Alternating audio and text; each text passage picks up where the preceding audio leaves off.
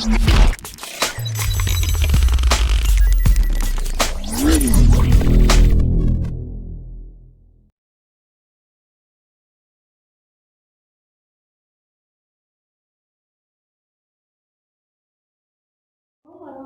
wabarakatuh.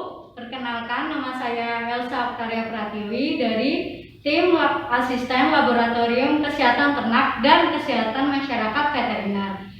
Nah, di sini saya akan menjelaskan tentang praktikum kesehatan masyarakat veteriner pada acara 2 yang berjudul uji telur. Nah, tujuan diadakannya praktikum uji telur ini adalah untuk mengetahui perbedaan antara telur segar dan telur yang telah lama disimpan seperti itu. Selanjutnya, untuk uji telur sendiri dilakukan melalui menggunakan beberapa metode. Yang pertama ada metode anatomis dinding kerabang.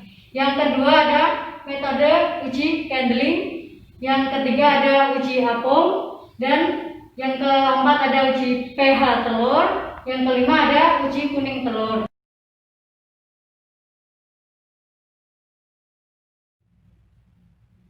Untuk metode yang pertama yaitu anatomis dinding kerabang, metode yang dilakukan yaitu dengan menyiapkan 2 telur. Yang pertama itu telur yang telah lama disimpan kurang lebih selama 2 minggu. Kemudian telur satunya itu telur yang segar atau yang langsung menetas dari airnya. Nah, untuk ciri-ciri dari telur yang simpan lama itu kerabang telur berwarna lebih coklat tua dibandingkan dengan yang telur segar. Telur segar itu berwarna coklat muda seperti itu.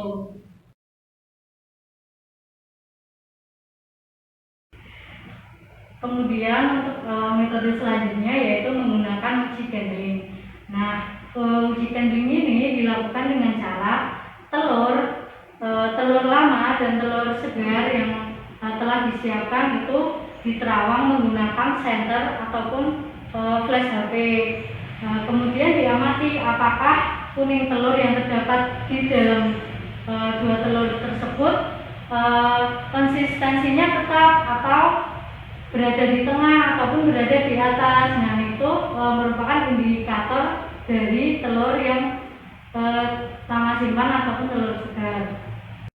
Nah, untuk selanjutnya uji telur yang kedua itu menggunakan uji candling yang dilakukan dengan cara teman-teman menyiapkan 2 telur yang dimana yang satu telur ini segar dan yang satu telurnya itu telur simpanan lama.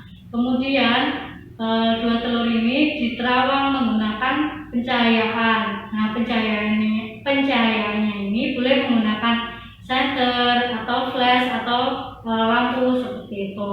Kemudian diamati di mana posisi kuning telur di dalam telur tersebut. Untuk yang telur segar, konsistensi telur kuning telurnya itu berada di tengah. Kemudian untuk yang telur lama simpan, konsistensi telurnya itu berada di atas. Nah, yang segar jika diterawang itu terdapat bintik-bintik hitam yang sedikit ataupun berwarna terang. Tapi untuk yang telur lama simpan itu terdapat bintik-bintik berwarna hitam lebih banyak dibandingkan dengan yang segarnya. Hal ini menunjukkan bahwa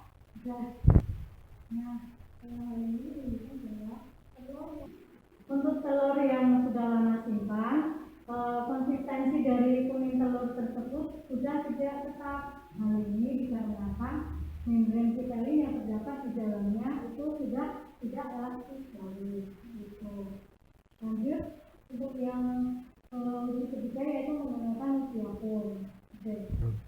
Nah, untuk metode uji apung ini dilakukan dengan cara teman-teman harus menyiapkan 2 gelas yang mengandung untuk yang mengandung 10%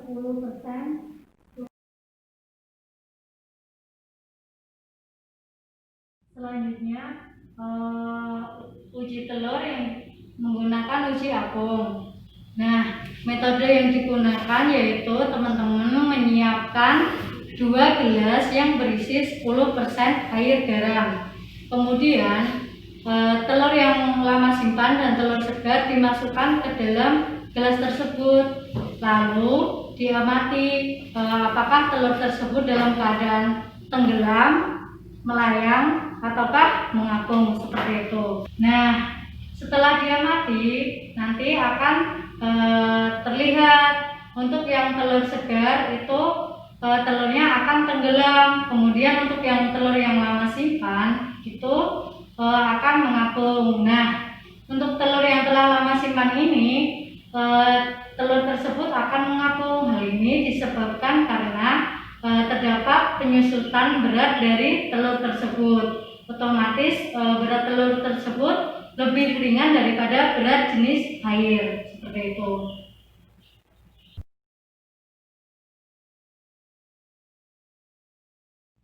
Untuk selanjutnya pada uji telur ini ada uji pH telur. Nah, uji pH telur ini dilakukan dengan cara teman-teman menyiapkan 2 butir telur.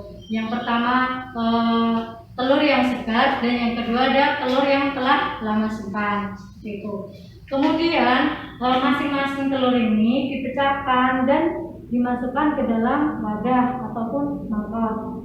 Nah, setelah dimasukkan ke dalam wadah, telur tersebut kemudian dimungkinkan ataupun dicampur.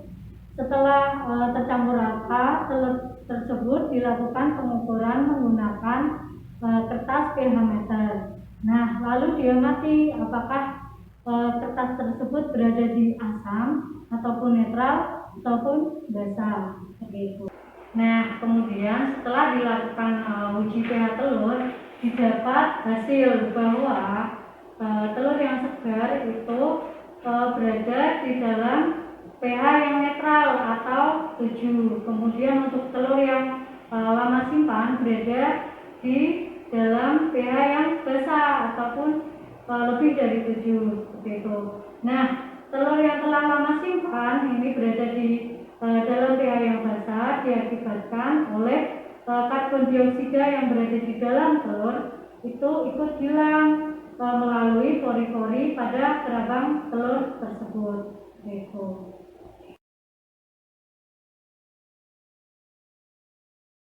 Metode selanjutnya pada uji telur yaitu ada uji kuning telur. Nah, uji kuning telur ini dilakukan dengan cara teman-teman menyiapkan 2 butir telur, yang satu yang segar dan satunya yang sudah simpan lama.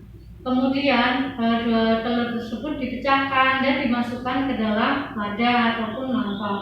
Kemudian kuning telur yang berada di dalam mangkok tersebut diambil apakah konsisten ataupun tidak. Maksudnya konsisten ini apabila dipegang itu akan pecah ataupun tidak, seperti itu.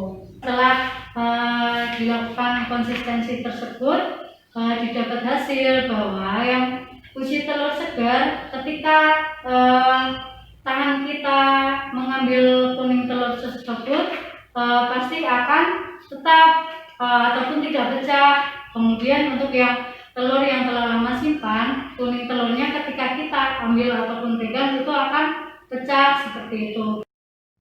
Nah, setelah dilakukan uji kuning telur, didapat hasil bahwa telur yang segar ketika kita pegang bagian kuning telurnya itu akan tidak pecah dan tetap konsisten.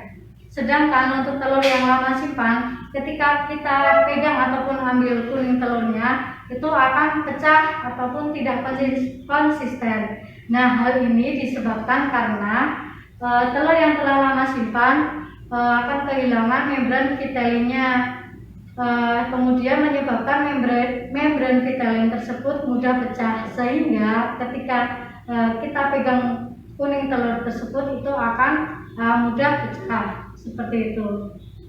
Sekian penjelasan dari acara 2 tentang uji telur ini. Tetap semangat praktikumnya dan terima kasih.